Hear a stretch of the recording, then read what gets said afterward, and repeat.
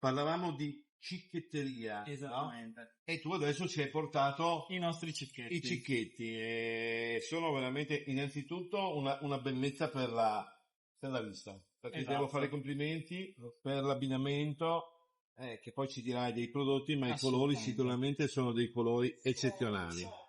Allora dai, raccontaci qualcosa di questi cicchetti. Partiamo dal semplice crostino con olio, sale e pepe, roast beef e la nostra salsina rosa in abbinamento con uno spicchietto di limone freschissimo e pronto per un bel bicchiere anche di bollicine. A seguire con la nostra bicocca scottata al forno con il nostro grana. E il terzo crostino con sempre una delle nostre salsine nere, sfruttando l'uovo sodo per dargli quel complesso di gusto ancora più buono.